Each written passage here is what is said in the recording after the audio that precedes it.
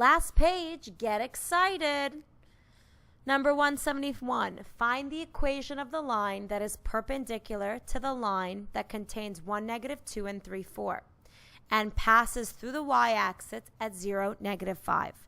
So finding the equation of a line. Again, this is a money pays bills question.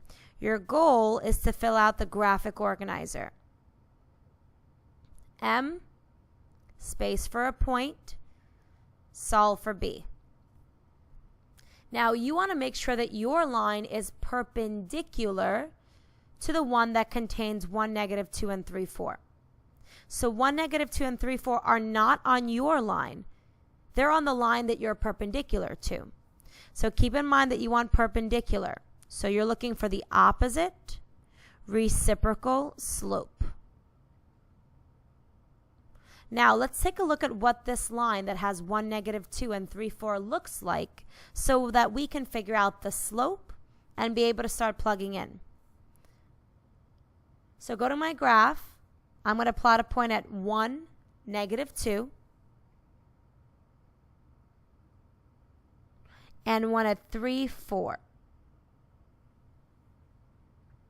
And let's go ahead and draw something that's going to connect these points. Okay, so it's a rough sketch of my line.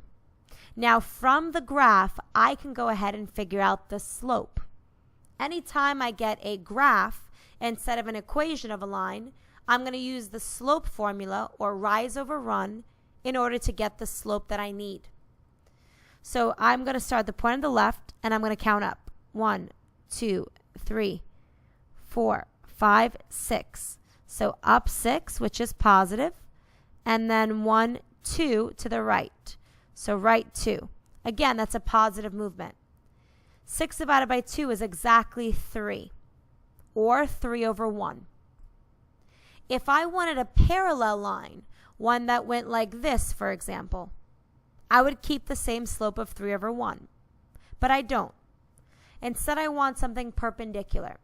So what's perpendicular to a positive 3 over 1 slope? Well, the opposite reciprocal. So it's going to be negative instead of positive. And then you're going to flip your fraction. So it's going to be 1 over 3. This is the slope of your line because you want your line to look perpendicular. Okay, let's go ahead and start filling in our graphic organizer. So we have -1 over 3 as our perpendicular slope. Now, the other thing we need is a point on our line. Take a look. You'll notice that they say that your line passes through the y-axis at 0, -5. Now, most of you should realize if that's where it passes through the y-axis, that -5 is your B value. That's what B means. It's where your line crosses the y-axis. But even if you didn't realize that, we're going to use that point 0, -5. We're going to plug in and we're going to solve for B, the old-fashioned way. So plugging things in, -5 is our y value. Our slope is -1/3. Our x value is 0, and we're going to solve for B. So -5 equals -1/3 times 0. Well, anything times 0 gets canceled out. And then B. So there we go. That's the B value, the -5 that we were just talking about. So to give my final answer, it's going to be y equals -1/3 x plus 5. I'm going to go ahead and graph this to see if it makes sense visually as well. So I'm going to put a point at -5 on the y-axis. So that's 0, -5, that point. And now I'm going to go ahead and I'm going to count my slope. So starting to go down from that point, down 1, right 3. Here's my next point. Down 1, right 3. Down 1, right 3. And now in the opposite direction, starting at that -5 y-intercept. Up 1, left 3. Up 1, left 3. One more time. Up 1, left 3. And now here is my line. If I zoom out, I'm going to ask myself, does the green line and the black line look perpendicular? I'm pretty happy with it. It does look like it forms a right angle. It does look perpendicular. So my final answer, y equals negative 1/3 x plus 5. The only thing different here, we had to graph the 2 points for the green line and find the slope from the graph. Okay, let's move on. 172. Dilate the figures centered at P with the given scale factor and state the coordinates of the image. Okay, so they just want the coordinates as an answer. We're dilating. Now, usually that just means you're going to take all of your coordinates and multiply by your scale factor. However, in these problems, these two examples, our center is not 0, 0. We're centered at point P. For your first diagram here, point P is at 3, 1. For the second diagram, P is actually part of our shape. It's at 5, 5. So we can't just multiply our coordinates because our center is not 0, 0. Our center of dilation is not 0, 0. So we have to do a completely different method here. So when you're not centered at 0, 0 for your dilation, we're going to do this completely visually. Now let me show you what happens. Focusing on this first question. Our scale factor is 2. Which means that our figure should get twice as large as it is right now, and all of the points, J, L, and K, should get twice as far from your center of dilation, P. I'm going to start one at a time. Let's start with point J, and I'm going to show you what you need to do. So starting at point P, you're going to count up to J. So starting at P, I'm going to count up. 1, 2, 3, 4, 5, 6 boxes. So to get to J, we had to count up 6. Now that your scale factor is 2, what we're going to do is we're going to multiply those movements by 2. So instead of going up 6, you're going to go up twice as much. So you're going to go up 12. Always start back at your center of dilation. So we're going to start back at P. And instead of counting up 6, we're now going to count up twice as much. We're going to count up 12. So let's see. 1, 2, 3, 4, 5, 6, 7, 8, 9, 10, 11, 12. So this is where your new point for J should be. Let's go ahead and take a look at the coordinate. So it should be at 3 up to 11. So 3, 11. I'm going to write that down as my first answer. 3, 11. Let's try the next one. So erasing this. Now let's take a look at K. So to get from P to K, I'm going to count up. Starting at P, you're counting up 1, 2, 3. And then you're counting to the right 1 box. So starting to organize my work, I'm going up 3, right 1. Since my scale factor is 2, double that. Go twice as much. So now we're going to go up 6 and right 2. Remember to always start back at your center, back at P. So starting at P, going up 1, 2, 3, 4, 5, 6, and now right 1, 2. Plot your point for K. So K is at 5, and then let me see what the Y coordinate is. So 5 up to 7, 5, 7. 5, 7. One more point.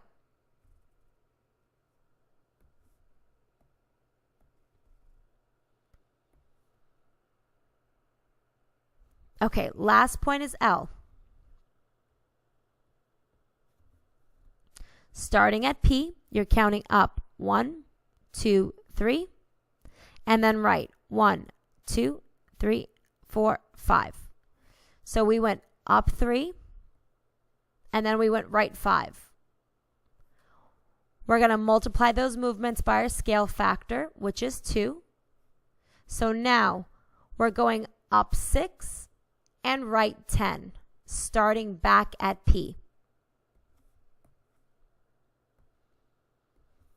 Starting back at P, up 1, 2, 3, 4, 5, 6, and then right 1, 2, 3, 4, 5, 6, 7, 8, 9, 10. So I'm at 11, 7. 11, 7. Okay. Oh, quick mistake. That was 13, 7, not 11. Let me fix that. 13, 7. Okay, one thing I want to show you with these 3 points that's very special with any dilation. Doesn't just work for something not centered at 0, 0. It works for any dilation. So let me show you something special. I'm going to put the point back at 13, 7 for L. Or rather, these are all the primes, right? J prime, K prime, L prime. Going to go ahead and connect. And you should see that your triangle looks like it's twice as large. In fact, if you checked, KL is 1, 2, 3, 4 boxes. And now it's 1, 2, 3, 4, 5, 6, 7, 8 boxes. So the side length became twice as large. Now, look at what happens when you dilate. All of your points before and after should be collinear with the center of dilation. So I'm going to connect K to K prime, and it's going to connect back to P in a nice straight line. Let's take a look at L. L prime to L to P. And lastly, J. J prime, J, and P. Notice all of these points are collinear with point P. So what does that mean? That always means that your points are either growing away or growing towards your center of dilation, but they remain collinear with it. And that's a cool thing to notice and to see with your dilations. We're going to do the second example now and see how it's a little bit different. So now let's take a look at our second example. Our scale factor here is 1/3. So your figure should become 1/3 of the size that it is now. Our center of dilation is also special. It's actually on your original shape. It's one of the vertices. So let's start with P. Since P is your center of dilation and it is one of the vertices of your shape, P doesn't have anywhere to move since it's the center of dilation. So P and P prime are the same. So our coordinate for P prime is going to be 5, 5. Let's go ahead and write that down. 5, 5. Because our center of dilation never moves. Let's take a look at another point. Let's take a look at Z. So right now, starting from P going to Z, I'm just going to count to the right. 1, 2, 3, 4, 5, 6 boxes. So write 6. We're going to multiply that movement by our scale factor of 1/3. So 1/3 of 6 is the same thing as doing 6 divided by 3. So 1/3 of 6 is 2. 1/3 times 6 is 2. So you're going to go right 2. Start back at P. And now you're going to go right 2. 1, 2. So Z is going to be right here. Z prime is going to be right there at 7, 5. 7, 5. Let's go ahead and write that down. So Z prime is at 7, 5. Let's take a look at the next one.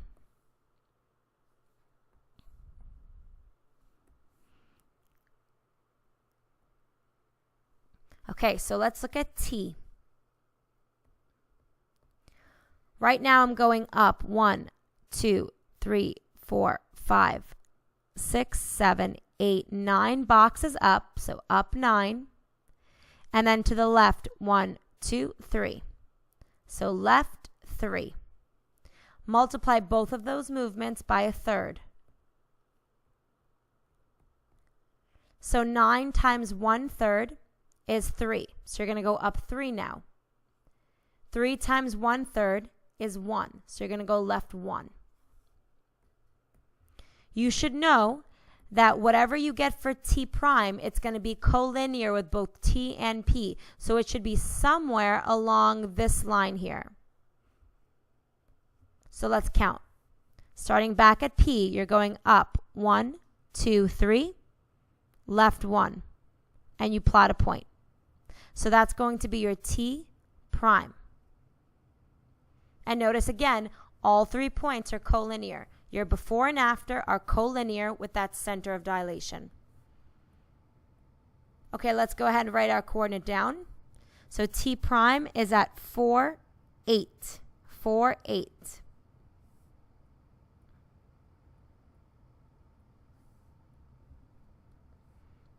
Okay, lastly, d prime. So starting at p, we're going to go ahead and we're going to count to d.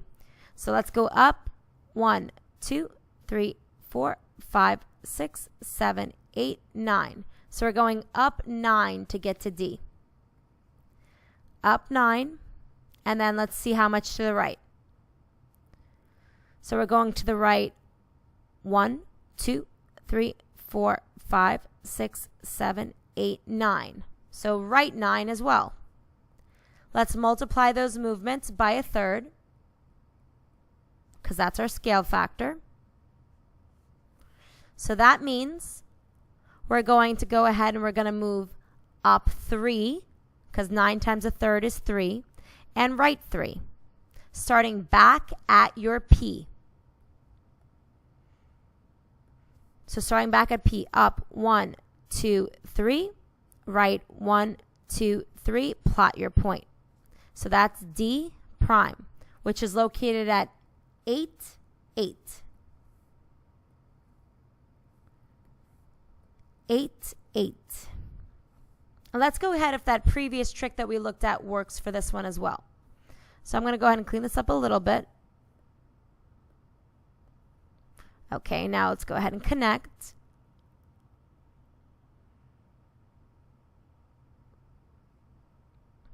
Now, are all of these points collinear back at P? Let's take a look.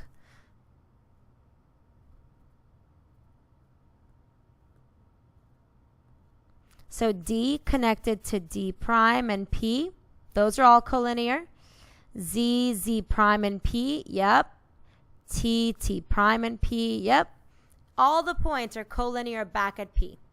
So yes, this works just with a 1/3 scale factor as it does with a scale factor above 1, like the previous one, the scale factor of 2. So a big takeaway from problems like this: when we're not centered at 0, 0, we're counting. We're counting from our center of dilation to each point. And then those movements are going to multiply by your scale factor.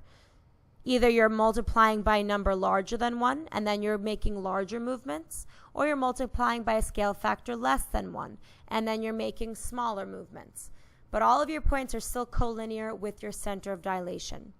So when it's not centered at 0, 0, instead it's centered at some random point, count. Count just like you would with slope. Count. All right, let's go on to the last question in this packet. Woo! Okay, the very last question, number 173, a transformation question. Which sequence of transformations will map the quadrilateral onto its image? Okay, now take a look. The original, the OG, is the one on the right. The new one is the one on the top left. So you want to take the one on the right and turn it into the one on the left. We're going to go through each choice and we're going to try it out and see if it works. So, first question. We're doing a reflection across the y-axis, followed by x minus 8, y plus 4. So x minus 8, that means left 8. Y plus 4 means up 4. Okay, so flip over the y-axis, then go left 8, up 4. Got it. Okay, let's pick the letter Z. Since Z is on the y-axis, flipping over the y-axis is going to be really easy. It's not going to move. So Z prime is going to stay right there. And now the second step here, just to check, it says you're going to go left, where is it? Left 8 and then up 4. So I'm going to go ahead and I'm going to count. Left 8. 1, 2, 3, 4, 5, 6, 7, 8. And then up 4. 1, 2, 3, 4. Well, I land on X double prime, but I don't land on Z double prime. So that's not going to work. I'm going to erase this. Nope, does not work. So, nope. Next choice. We're going to rotate 180 degrees clockwise, although 180 doesn't matter, counterclockwise or clockwise, followed by a reflection of the y-axis. So then we're flipping over the y-axis. And then we're going to do x minus 5, y plus 10. X minus 5. That's left 5, up 10. Okay. Now remember, rotating 180, you can either turn your paper or know that the rule is negative x, negative y. Change the sign of both coordinates. Let's go ahead and get started. I'm going to pick Z again. Z is at 0, 6. If I change the sign of both, I get 0, negative 6. So I'm going to go ahead and go to 0, negative 6, plot a point. So now this is Z. The next thing, I believe, was to reflect across the y-axis. Yes, it was. And then go left 5, up 10. Okay. So if I'm reflecting across the y-axis, I'm not moving because it's on the y-axis. So now let's go left 5, up 10.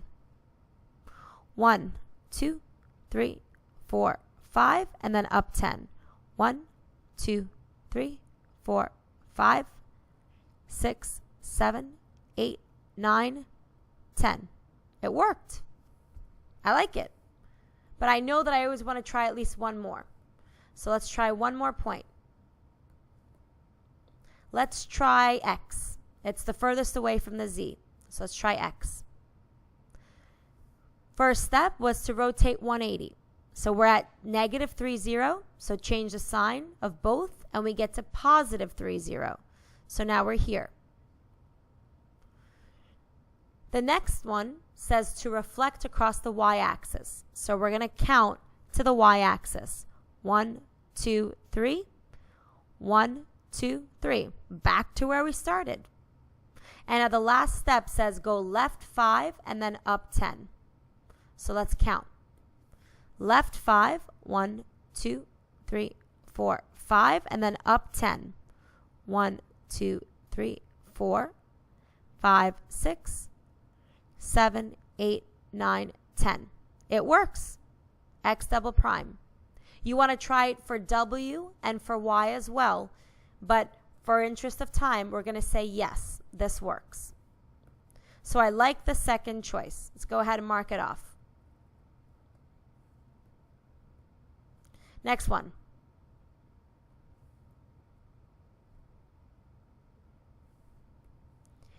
Reflection across the x-axis, then the y-axis, and a translation of xy becomes x minus 5, y plus 10. So that's left 5 and up 10. Okay, so we're flipping over the x-axis, then the y-axis, and then going left 5, up 10. Okay, let me pick point y to start with. So flipping over the x-axis, well, I'm going to stay right there because the x-axis is where my point is located. Now let's flip over the y-axis. So 1, 2, 1, 2. So y is here at negative 2, 0. Last step, you're going left 5, up 10. So let's go ahead and count. 1, 2, 3, 4, 5, up 10, 1, 2, 3, 4, 5, 6, 7, 8, 9, 10. Nope, does not work. So I do not like this choice. If it doesn't work for at least one of them, then I don't care which other ones it does work for. So erase all of this. And we're going to say no to our second choice. Third choice. Last one. Now we're doing a reflection across the line y equals 1, followed by a translation left 5 and up 8. So let me fix that. Left 5, up 8. You have to know what the line y equals 1 looks like. Remember, hoy. It's horizontal, hoy. See that y? Hoy. Now, if you weren't sure, go to your y-axis where y is equal to 1, which is right here. How are you going to make a line that goes through that? You're going to make it horizontal. So this is your line y equals 1. So let's go ahead and get started with that. I'm going to take my point y, and I'm going to reflect across the line y equals 1. So let's count. 1 up again. Plot my point. Then let's see how much they wanted me to count, how much I need to translate. Left 5, up 8. Okay. Left 5, up 8. We're going to go 1, 2, 3, 4, 5, and then up 8. 1, 2, 3, 4, 5, 6, 7, 8. It works. I like it. Let's try one other point. Okay, let's try out W. It's pretty far from the Y. So now let's flip over this Y equals 1 line. So we'll count down. 1, 2, 3, 4, 5. Down 5 again. 1, 2, 3, 4, 5. So now we're here at W. And the next step, left 5, up 8. So counting left 5. 1, 2, 3, 4, 5, and then up 8. 1, 2, 3, 4, 5, 6, 7, 8. It works. I like this choice. We're going to select it. And there we have it. These two choices, the second one and the fourth one, worked. It maps your original figure onto your image. Well, you are done. Congratulations. 173 questions, 35 pages. You got this. Now, the only thing left for you to do is memorize your formulas. Memorize all of the formulas that we had to go through within this packet. Lateral area, surface area, volume, circumference, figuring out all the different circle theorems, the different similarity theorems. Everything that we went through in this packet, every formula we had to use, you need to memorize. All right, good luck and congratulations, you are finished.